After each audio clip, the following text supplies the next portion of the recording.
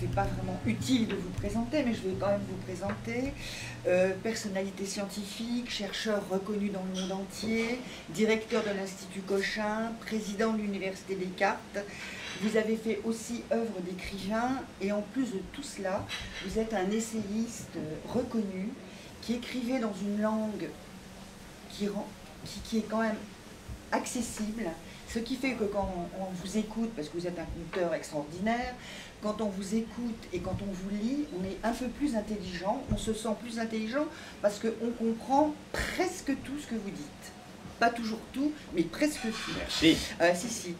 Et je pense que c'est une des raisons de votre grand succès littéraire, c'est qu'on a plaisir à vous lire, même sur des sujets quand même qui sont terriblement ardus. Le livre qui nous intéresse aujourd'hui est totalement différent de tout ce que vous avez écrit avant, puisqu'il s'agit d'une autobiographie, en fait, écrite par votre père, enfin, qui parle à la première personne. Une autobiographie posthume. Une autobiographie posthume, voilà. Et évidemment, l'écrivain, c'est vous qui tenez la plume, mais par la voix de votre père, auquel vous avez rendu la vie, votre père qui s'est suicidé le 17 avril 1970, en se jetant d'un train près de Mantes-la-Jolie. Et ce n'était pas un acte qui était soudain, il avait prémédité ce suicide, puisqu'il avait écrit une lettre à sa compagne, et qui vous avait laissé une lettre qu'on vous a donnée. Et sur cette lettre, sur la banquette, on a trouvé donc ces mots où il vous demande de faire durement les choses nécessaires, tout en ajoutant qu'il vous en sait capable, et il vous dit « sois raisonnable et humain ». Il vous a fallu 47 ans pour redonner vie à votre père, et il vous a fallu toutes ces années pour reconstituer cet homme qui en fait a été votre directeur de conscience, à vous et à vos deux frères. Vous lui avez redonné une voix en écrivant à la première personne. Vous avez rendu la vie à votre père, vous avez revêtu la peau de votre père et vous y êtes parvenu. Je dois dire que par moments, j'ai dû faire un effort intellectuel pour me dire c'est Axel qui écrit et ce n'est pas Jean. Et par moments, j'avais du mal à mais faire en réalité, c'est Jean qui écrivait. On y reviendra, oui. Mais la raison pour laquelle vous avez eu ces difficultés, c'est que lorsque, par exemple, Jean parle de son plus jeune fils, qui se prénomme Axel, oui, c'est pas du tout ce qu'Axel pense de lui. C'est vraiment Jean qui en parle. Donc, vous ne vous êtes pas trompé. C'est un homme, votre père, j'ai trouvé que c'était vraiment un homme du XXe siècle. Et j'ai trouvé que dans votre livre, il y avait une dimension romanesque extraordinaire. Je trouve que cet homme, Jean Kahn de Sartène, c'est un héros de roman. Franchement... Pas lui simplement, également sa tante, notre tante Simone. Oh, la tante Simone. Alors voilà. Justement, c'est un livre qui fait réfléchir les philosophes, instruit les historiens et fait beaucoup sourire. Moi, l'épisode de la tante Simone, c'est vraiment très... D'ailleurs, c'est une nouvelle à l'intérieur du livre. Absolument. Je trouve, hein. Absolument, c'est une nouvelle à l'intérieur du livre. C'est un moment de détente dans un livre qui, évidemment, oui. est marqué du fait que l'on connaît la fin et que la fin sera tragique. Bien sûr, bien sûr. Mais il y a des moments où on rit, enfin on rit, on sourit. Oui, oui. Oui, on sourit. Mais même avant de mourir, vous savez, c'est ma profonde conviction. Lorsque un intellectuel a un itinéraire particulier qui l'amène à un moment donné à prendre une décision qui peut-être aurait pu être modifiée, mais qui n'a pas été modifiée parce que personne n'a pu en discuter avec lui. Prendre la décision de quitter le voyage, d'arrêter le voyage de sa vie. Même dans ces conditions-là, je suis sûr, j'en ai la totale conviction, et je le mets en scène en quelque sorte dans le livre, que quelques jours, quelques heures, peut-être quelques minutes avant de mourir, il peut avoir des pensées relativement souriantes. Vous dites qu'il m'a fallu 47 ans pour redonner vie à cet homme. En réalité, il ne m'a pas fallu 47 ans pour me saisir de ce que contenait la lettre que m'a laissée Jean Kahn, de ses injonctions. Ce qu'il y a, c'est que ces injonctions sont doubles, en réalité. cette fameuse lettre dont les gendarmes donnent une retranscription, après que j'ai reconnu le corps de mon père, je vous en reparlerai. J'ai à l'époque 26 ans, je suis jeune médecin. Commence en me disant, cher Axel, tu es sans doute le plus capable de faire durement les choses nécessaires. Alors, pour quelle raison pense-t-il que son plus jeune fils peut être le plus capable de faire durement les choses nécessaires? Quelqu'un qui est le plus capable de faire durement les choses nécessaires, c'est quelqu'un qui est capable d'une certaine dureté.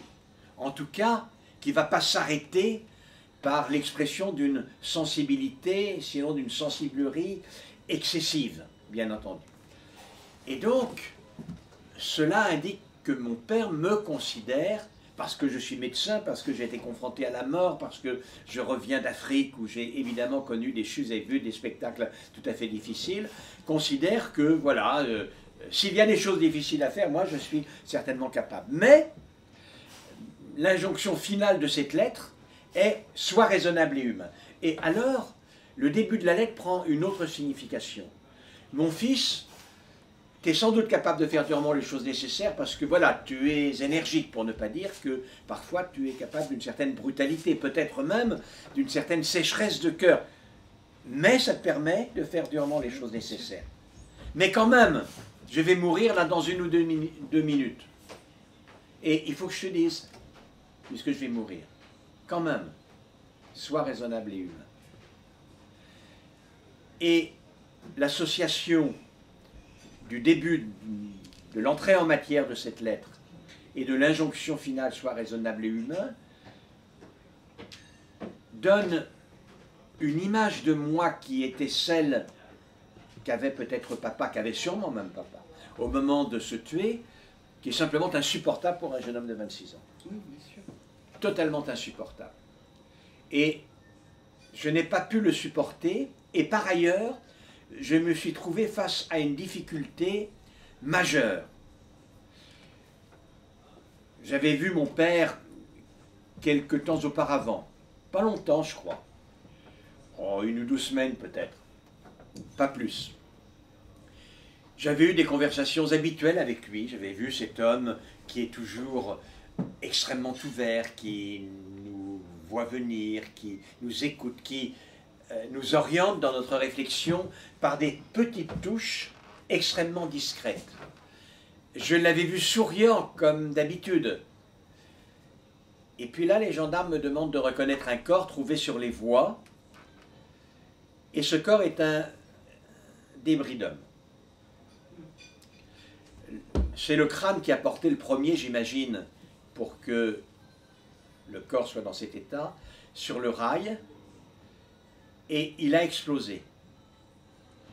Toute la calotte crânienne est partie. Le cerveau est parti, je ne le vois pas. Il est quelque part sur la voie. On l'a retrouvé, je ne sais pas. Et tout le visage est parti aussi, sauf une petite partie du visage qui est la partie inférieure gauche. Et autrement, je vois l'intérieur de son crâne un peu, vous voyez, comme une espèce de tulipe au fer. C'est ça que je vois de mon père. Et ça, c'est simplement impossible. C'est simplement impossible. Voilà. Et je ne peux pas me résoudre à ce passage de Jean, cet homme avec qui j'échange, souriant et gai, à ce débris d'homme. Et je me dis, il faut que je fasse quelque chose. Mais d'emblée, je ne peux pas en rester là. Il faut que je fasse quelque chose. Fort bien, mais faire quoi? Évidemment, j'en sais strictement rien. Alors, j'ai plusieurs projets et en attendant, je me concentre sur la dernière injonction. Sois raisonnable et humain. Et alors là, c'est plus simple. Voilà, mon père me demande d'être raisonnable et humain, et indépendamment de l'entrée en matière de la lettre, qu'est-ce qu'il a voulu me demander par là? Qu'est-ce qu'il entend par là? Qu'est-ce que c'est qu'être raisonnable et humain? Comment peut-on être pleinement humain? Comment ce qu'il y a d'humain en nous et que nous partageons est-il menacé? Comment peut-on nous-mêmes ne pas lui donner toutes ses chances d'épanouissement? Mais ça, vous voyez, madame, c'est la réflexion et l'œuvre littéraire d'une vie. J'ai écrit 25 livres, presque ces 25 livres ont trait à cet effort de répondre à la question « Qu'est-ce que c'est qu'être humain ?» Alors, est-ce que Jean Kahn est mon directeur de conscience? En réalité, pas du tout. En réalité, pas du tout, parce que ça n'est pas du tout son approche pédagogique. L'approche pédagogique de Jean Kahn est celle qu'avait, dit-on, Socrate avec ses élèves, c'est-à-dire cette maïeutique.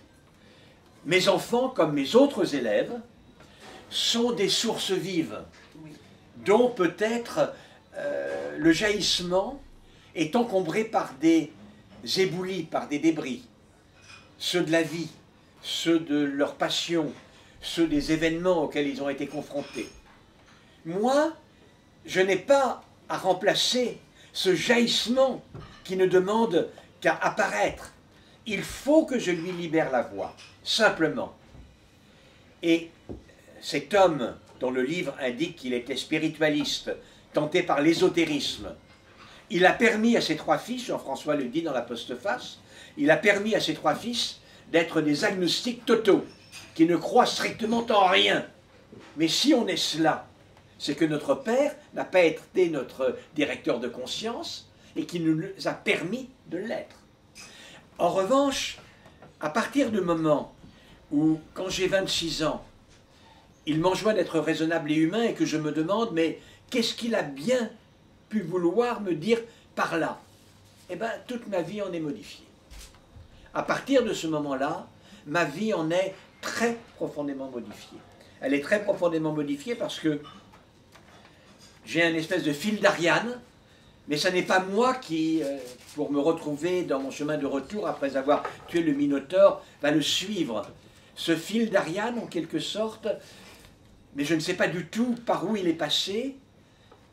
Mon père m'a dit qu'il devait exister, mais que j'avais moi-même à le refiler en quelque sorte. Et ça aboutit à ce que, d'abord je m'interroge sur cette loi, cette voie, ce fil d'Ariane, cette voie directrice de ma vie, et d'autre part, il n'y a pas un instant où j'ai une décision importante à prendre de toute ma vie, où je ne demande pas, mais alors, qu'est-ce que Jean Kahn, mon père, en aurait dit? Et j'ai dit, voilà, pour rendre la vie à Jean, mon père, pour ne pas rester avec ce débris d'homme, voilà ce que je vais faire. Je vais m'engager dans un débat avec lui. Quand je débat avec vous, madame, je peux débattre avec vous parce que vous êtes vivante. Oui. Et donc, si je débat avec mon père, avec Jean, pour dire mes désaccords avec lui, alors je lui donnerai vie. Sauf que ça ne marche pas. Et je me rends compte tout de suite, c'est absurde d'ailleurs, comme idée. Mais l'image qu'il a laissée dans l'esprit des autres, elle, restera et pourra être léguée. À la limite, cette forme d'immortalité qui est la seule, cette forme de persistance, ne parlons pas d'immortalité, cette forme de persistance qui est la seule, a un support privilégié qui est la littérature. Et donc, voilà, j'ai ma solution. Je vais faire revivre Jean, je vais recoller ces morceaux grâce à la littérature. Mais alors se pose la question du mode utilisé. Là encore, si je parle de Jean, eh ben, un fils peut parler de son père défunt, et je ne le fais pas revivre. Et donc ça ne marche pas non plus. La seule possibilité pour parvenir à mon projet, la seule possibilité, c'est de lui redonner vie en lui donnant la parole. Et pour lui redonner vie en lui donnant la parole, il ne faut pas que ce soit artificiel. Il faut que je me quitte. Et je crois que je suis parvenu à me quitter. Je me quitte véritablement. Je me quitte pour l'investir lui. Et lorsque j'écris, même si physiquement je suis Jean Kahn à l'ordinateur, mon père eût été bien incapable de pianoter les touches d'un ordinateur. Je ne sais même pas s'il aurait été capable de servir de téléphone portable. Il n'a jamais su conduire. Donc c'est moi qui pianote à l'ordinateur. Mais l'esprit qui pense ce que les doigts impriment sur la page blanche, c'est vraiment Jean. Évidemment, je ne suis pas sûr que c'est Jean. Mais c'est Jean tel que je me le suis imaginé moi-même. Et voyez-vous, madame, ce qui m'a fait terriblement plaisir, et vous l'avez peut-être noté dans la postface de Jean-François, c'est qu'à un moment donné, Jean-François dit, voilà ce qu'a fait mon frère, et j'ai revu mon père. Oui. Et donc j'y suis parvenu. C'est une réussite, peut-être même à laquelle vous n'aviez même pas pensé. Oui, c'est étonnant. C'est étonnant parce que, ce faisant, il m'a beaucoup appris de lui. Voilà. C'est curieux de dire cela. C'est étrange. C'est même, d'une certaine manière, dérangeant. Et pourtant, c'est tout à fait vrai. Ouais. Il m'a beaucoup appris. Je vais vous donner un exemple, car il est simple à comprendre, il n'est pas trop métaphysique.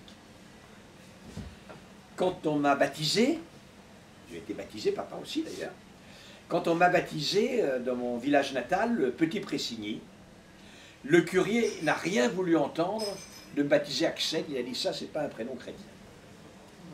Et donc, j'ai été baptisé, mes deux autres noms, prénoms qui sont Maurice et René.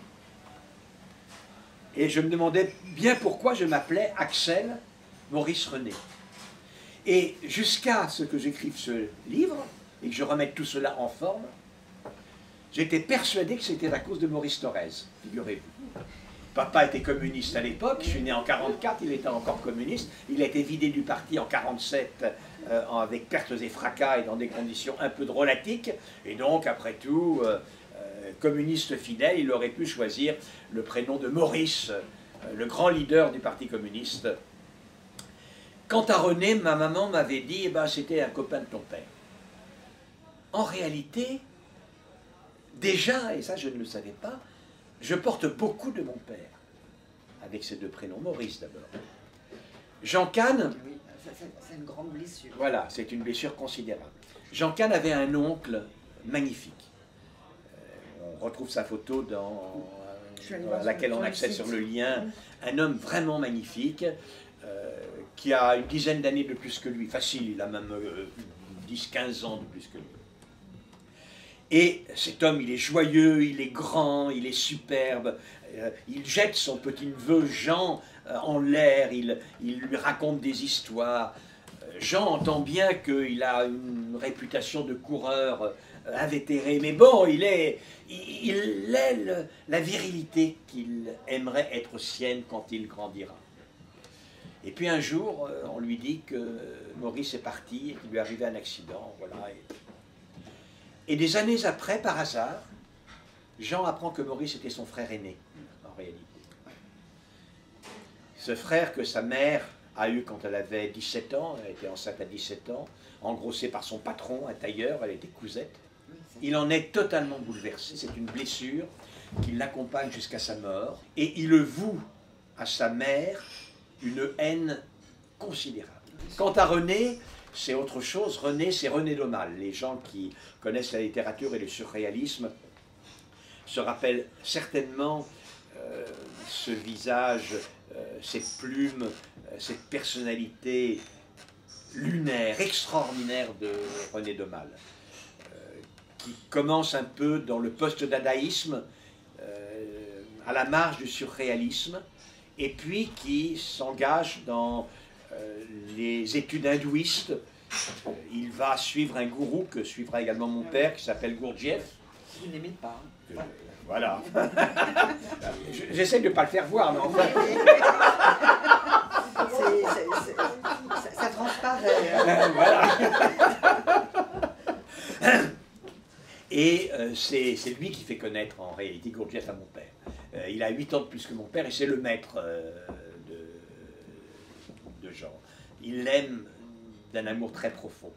Et tuberculeux, cet homme, René Daumal, meurt en mai 1944. Je nais en septembre 1944. Évidemment, René, c'est René Daumal. Et donc voilà, je m'appelle Axel Maurice René. Axel, c'est ma mère qui lisait Axel de Zelle de Pierre Benoît, ouais, et va pour Axel. En plus, voilà. Ma mère était allemande, sa mère est allemande, elle est germanophone. Le personnage de la grand-mère maternelle aussi est très fondateur aussi. C'était...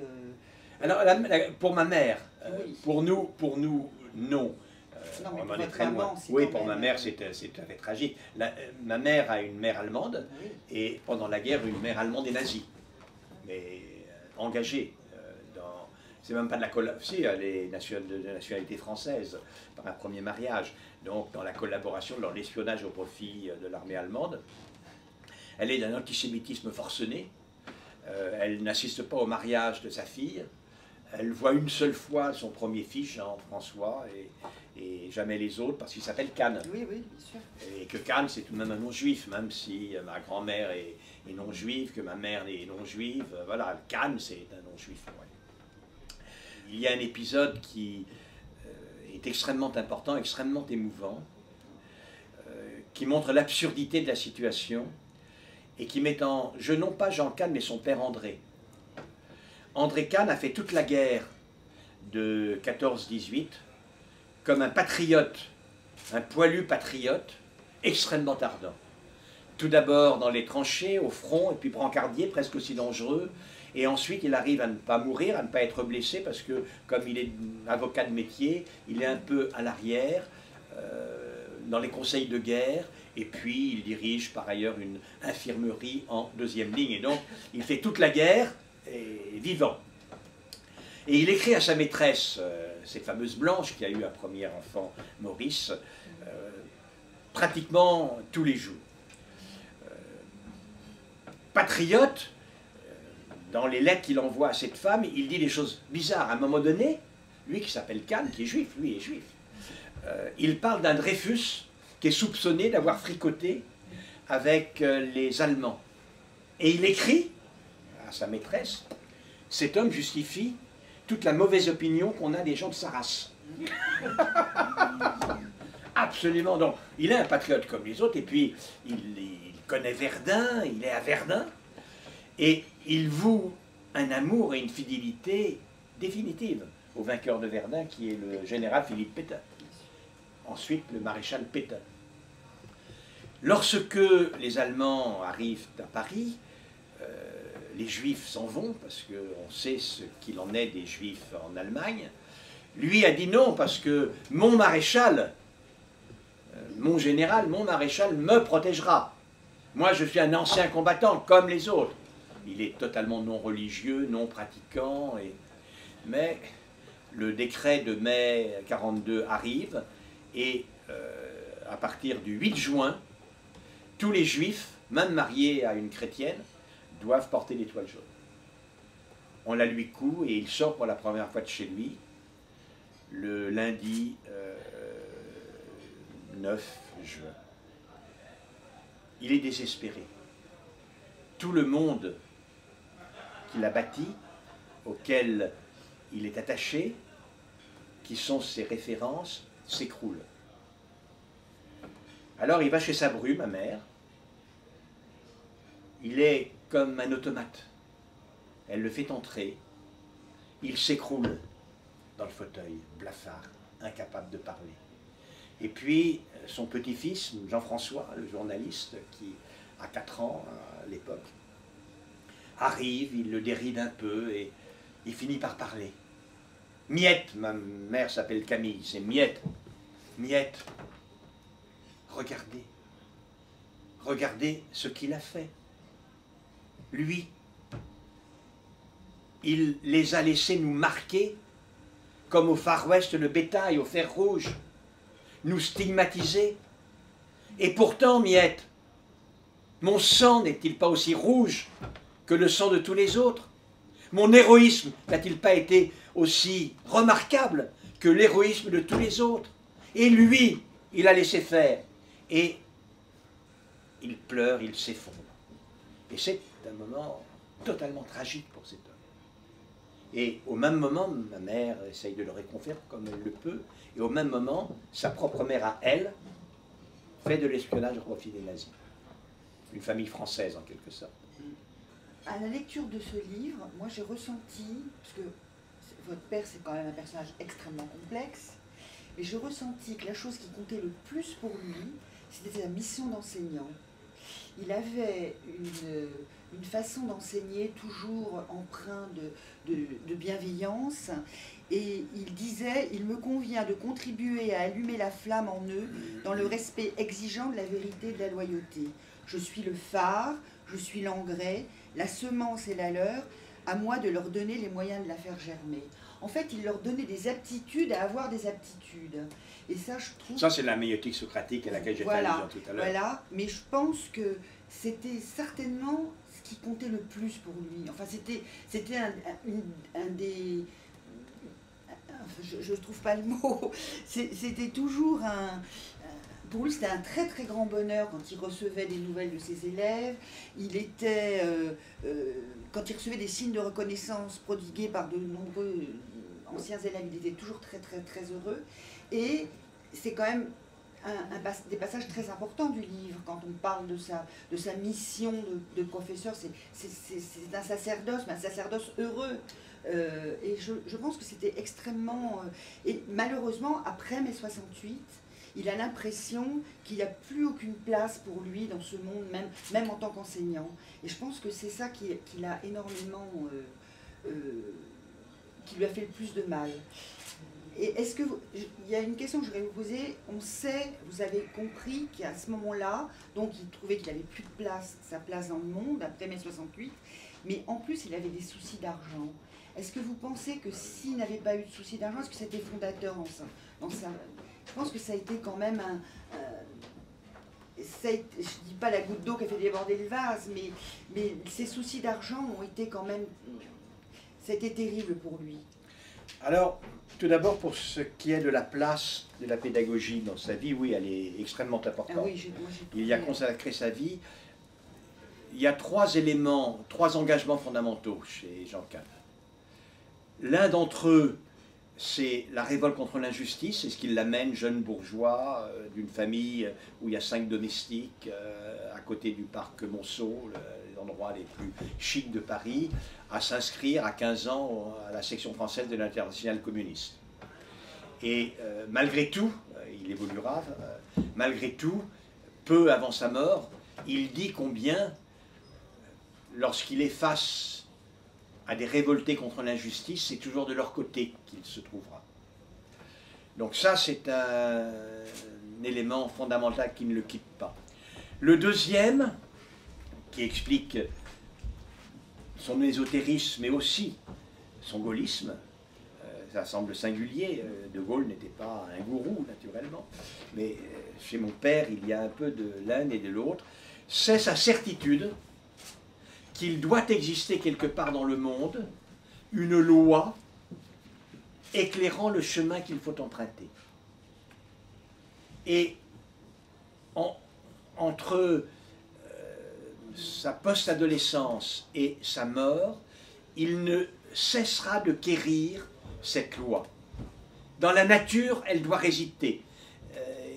Il doit l'identifier, il la cherchera auprès de Gurdjieff, dans la psychanalyse, dans l'avant-garde éclairée du communisme, lorsqu'il s'inscrit jeune au Parti communiste, etc., etc. Donc ça, c'est vraiment le deuxième élément qui est très lié à la pédagogie, parce que lui, il est en quête de cette loi fondamentale, et il lui semble que l'une de ses indications est qu'il a une mission profonde. Et cette mission profonde est d'accoucher les êtres humains à eux-mêmes. Vous voyez? Ça, il a trouvé. Ça, il l'a identifié. C'est extrêmement important. Et il s'engage dans la pédagogie pour cela. C'est ma mission. La loi me commande de faire cela. Et il le fera jusqu'à l'épuisement. Cette loi, c'est ce qui explique aussi que, encore communiste, en pleine débâcle, soldat en pleine débâcle, lorsque par hasard, après avoir entendu Pétain annoncer l'armistice, il entend quelques jours après à Châteauroux, le 22 juin, le général de Gaulle qui annonce que des forces considérables n'ont pas encore donné, qui permettront in fine la victoire, il entend une voix qui dit la loi de l'instant, ce qu'il faut faire. Et il se mettra à suivre cette voie-là jusqu'à sa mort à lui, jusqu'au départ du général de Gaulle, battu en février 1969 au référendum que très imprudemment il a convoqué. Donc il y a ces éléments. Alors maintenant, les circonstances de sa mort. Il y a une série d'échecs ressentis comme tels. Deux d'entre eux, le premier d'entre eux, vous le voyez déjà, c'est le départ du général de Gaulle. Je suis avec lui lors des résultats fin février 1969 de ce référendum. Charles de Gaulle a annoncé, si le non l'emporte, je quitterai immédiatement le pouvoir. Le non l'emporte par 52% des voix. Je suis avec Olivier, on est deux jeunes communistes tous les deux. On est vachement contents, on réjouit, on trépigne, on saute en l'air. Papa est allongé on est chez moi, est allongé sur notre lit, je suis déjà marié, et il est blafard. Il le vit très mal. Il le vit très mal. Et il dit, peut-être cela vaut-il mieux comme cela, mais il n'en pense rien. Et évidemment, ça, c'est tout à fait dramatique. Auparavant, il a connu une déception considérable. Lorsque mai 68 éclate, cet homme qui cherche la loi, qui cherche une autre organisation du monde, qui cherche la justice, qui cherche à révéler les êtres à eux-mêmes, il est totalement enthousiasmé par cette volonté de désaliéner les êtres. L'élément fondamental de mai 68, c'est l'idéal de la désaliénation. Alors il fait quelque chose d'étonnant, il a 50 ans à ce moment-là. Il a 52 ans, il est né en 1916. Il a 52 ans. Il demande à un copain de lui prêter la chambre de bonne d'un de ses fils, étudiant au haut du boulevard Saint-Michel. Il quitte la femme avec qui il habite à ce moment-là, et il suit les événements de mai 68, là, au cœur de l'événement. Il est des soirées enfiévrées de la Sorbonne, de l'Odéon, il est de toutes les manifestations. Il ne fait pas le coup de poing, naturellement. Il compare avec ce qu'il a connu, c'est-à-dire les manifestations populaires qui vont donner le Front populaire contre presque la tentative de coup d'État fasciste du 6 février 1934. Il se le rappelle. De son temps, il y a eu mort d'homme. En mai 68, il n'y a pas eu mort d'homme. Mais enfin, il est un peu en terrain familier. Il commente et il est persuadé d'assister là à une espèce d'ébullition, une marmite où est en train de se préparer le nouveau monde auquel il aspire depuis tout le temps. Et puis là, il est rapidement confronté à une contradiction. Ce mouvement de mai 68 devient violemment anti-gaulliste. Lui est totalement fidèle au général de Gaulle, c'est une contradiction. Lorsque, par avion, de Gaulle fait appeler à la grande manifestation du 31 mai 1968, papa y va, et il voit des centaines de milliers de personnes gaullistes, et il est plutôt content que de Gaulle s'en tire, mais c'est vraiment la droite la plus réactionnaire, la plus obtuse, la plus opposée à ce désir de désaliénation. Et il en est très profondément malheureux. Il en est déchiré. Confronté à ces doubles déceptions, il décide néanmoins de continuer le chemin. Ben voilà, je vais prendre à De Gaulle et je vais prendre à mai 68. À De Gaulle, je vais prendre la participation. Et à mai 68, le désir jusqu'au bout de la désaliénation pour encore modifier mon approche pédagogique. Il est confronté à des élèves qui n'ont pas de troubles mentaux, qui n'ont pas de retards mentaux, mais qui sont en difficulté scolaire, qui des fois sont indisciplinés, ont des troubles du comportement. Nous avons à observer cela. L'enfant, dans ce blocage, l'élève, a autant à apprendre au professeur que le professeur a à apprendre à l'élève. Il doit y avoir un vrai dialogue. Il doit y avoir une vraie participation. Ça, c'est formidable.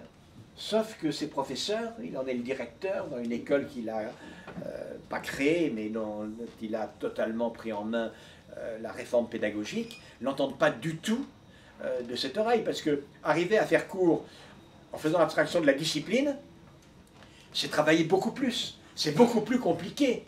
Il n'est pas question de les payer plus, naturellement, et se révolte contre lui. Au point qu'il est, il faut bien dire, chassé. Il y a une véritable révolte, fronde contre le directeur, et il est chassé. Alors, il peut s'en tirer quand même, parce que, à peu près au même moment, il se passe un événement formidable.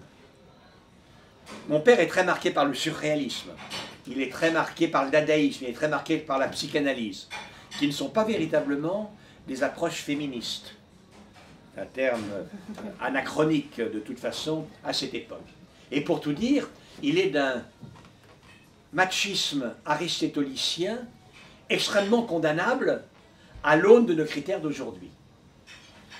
Sa théorie est la suivante. La vertu est virilité, seule la virilité est vertu. La virilité dont il parle n'est pas l'érection masculine, c'est absurde naturellement. C'est, chez un homme, l'effort considérable sur lui-même pour s'ériger, non pas dans l'érection, mais en tant qu'être viril.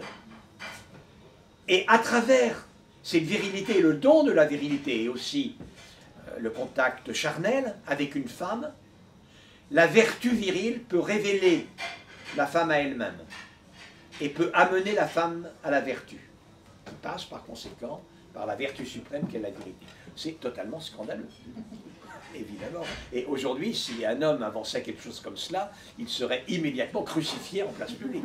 Je vous dis pas aujourd'hui, n'en parlons pas. Et alors, quand Jean Kahn a 50 ans, il se passe quelque chose d'inouï. Quelque chose d'inouï. Ah oui, il tombe amoureux. Il tombe amoureux. Et il tombe amoureux d'une femme dont il sait bien qu'il n'a pas à la révéler à elle-même. Lui, il a l'impression qu'il se révèle à lui-même à son contact. Il n'a pas à lui apporter sa pitance, à boire. C'est lui qui doit se rassasier à sa source. Et il en est éperdument épris. Il en a besoin. Il découvre la femme. Il découvre la beauté de l'être féminin. À 50 ans, il est mieux tard que jamais. Comme un jeune homme amoureux à 20 ans et une jeune fille amoureuse à 20 ans. Et c'est extraordinaire. Et ça aurait pu le sauver. Ben oui. Ça aurait pu le sauver. Elle aurait pu le sauver. Josette, elle aurait pu le sauver. Mais à ce moment-là, par ailleurs, ayant quitté son école, il veut en fonder une autre. Mon père, c'est la raison pour laquelle le livre s'appelle Un homme hors du temps, considère que la fulgurance humaine ne peut pas se mettre à compter, à peser, à mesurer, notamment compter de l'argent. Et donc, les bases organisationnelles, le compte d'exploitation, comme on dirait aujourd'hui, de l'école qu'il crée pour continuer son œuvre pédagogique, je ne vous dis pas, c'est d'un total irréalisme. Mais rapidement, il se trouve en très grande difficulté. Et alors, il a confiance en lui, et il a confiance dans ses capacités d'auteur. Et donc, avec Josette, elle tape à la machine des milliers et des milliers de pages. J'en ai profité, puisque c'est plus facile que ces textes manuscrits. Et il voit un éditeur, des amis de Josette, qui a tenu une librairie rue Monsieur le Prince. L'éditeur semble plutôt positif, et in fine, il envoie une lettre de refus à Jean Kahn. Et Jean répond à cet éditeur qui lui a refusé son manuscrit en disant notamment cela qui est déchirant. Il dit deux choses qui sont déchirantes. Premièrement, il dit « Ce que vous m'avez dit en refusant ce livre, d'autres éditeurs, Paulan, me l'avaient déjà dit auparavant. Et je me rends compte qu'on ne peut pas avoir raison contre tout le monde. Encore que cela se soit vu. Encore que cela se soit vu. » Et plus loin, il dit « Peut-être suis-je le transmetteur de nouvelles qui n'intéressent personne, mais qui les prépare pour le monde à venir. » Et évidemment, cette lettre dans laquelle il répond à cet éditeur et à ce refus dit beaucoup de sa décision. Alors l'argent, on va dire que c'est l'élément catalyseur du passage à Oui, l'acte, je pense. mais c'est véniel. Oui, Comme il est en difficulté, qu'il ne peut pas payer ses impôts, il va voir son percepteur, qui lui refuse effectivement un délai. Et alors, mon père vilipende la bourgeoisie et les critères, les stéréotypes bourgeois. Pour lui, c'est épouvantable. Mais il est, moi aussi d'ailleurs, il est un bourgeois jusqu'au bout des ongles. Et donc, avoir des problèmes d'argent, faire faillite sur des toutes petites sommes, c'est rien du tout, c'est ridicule. C'est épouvantable. Il est obligé d'emprunter à ma mère, son ex-épouse, enfin son ex, la mère de ses enfants. Il est obligé d'emprunter aux parents de Josette, à Jean-François aussi, des toutes petites sommes. Et pour lui, c'est épouvantable. ah oui. C'est l'honneur de la bourgeoisie qui ne peut pas accepter cela. Et donc, vous voyez, il est amené à travers mai 68, le départ de De Gaulle, l'échec, le fait qu'il soit jeté comme un malpropre par ses professeurs qu'il aimait tant, et puis la non-reconnaissance de ses qualités, il est amené à considérer que peut-être a-t-il raison contre tout le monde, mais tout le monde, c'est le monde. Le monde tel qu'il existe, le monde qu'il est obligé d'occuper. Et par conséquent, c'est plus le sien. C'est plus le sien. Et il faut le quitter. C'est ça, oui. Voilà. C'est-à-dire que Ouais. je n'ai aucun doute du mouvement qui va entraîner Jean Kahn vers la décision de quitter ce monde. Est-ce que vous estimez que vous avez percé tous les secrets de votre père ou est-ce qu'il y a encore des parts d'ombre auxquelles vous n'avez pas eu accès? Non, j'ai certainement pas percé tous les... Alors, les choses maintenant sont devenues très difficiles. À la réalité, je peux difficilement vous répondre. Et je vais vous dire pour quelle raison je peux difficilement vous répondre. Pour deux raisons. La première, c'est que ce livre est aussi un roman. Ah ben moi je l'ai lu comme un roman. Hein. Pourquoi c'est aussi un roman? Ben, pour une raison très claire, c'est que comme c'est mon père qui parle, mon père n'ignore rien de ce qu'il a fait. Moi, j'en ignore beaucoup. Et donc, tout ce que mon père dit de lui et que je ne connais pas, eh ben, je l'ai inventé. Ça va de soi. Je prends souvent cet exemple parce qu'il va de soi. Quand mon père raconte les circonstances de son dépucelage, vous pensez bien que jamais un père ne raconte à ses fils les circonstances de son dépucelage. Ça va de Surtout soi. à cette époque. Voilà, absolument. Avec ses fils, il était extrêmement prude. Il n'a jamais abordé les problèmes de la sexualité, ça. Ah oui, jamais. Jamais. Là où il y avait des secrets, j'ai mis du roman. Et donc il n'y a plus de secrets. Oui. En quelque temps, j'ai rempli les vides. Dans la réalité, il y avait énormément de vides, mais compte tenu de l'exercice romanesque aussi, j'ai rempli ces vides. Et alors il s'est passé quelque chose de fantastique. Parce que je veux le voir vivre, cet homme. Parce que je veux le prendre dans mes bras. Là, vraiment, je veux le prendre dans mes bras.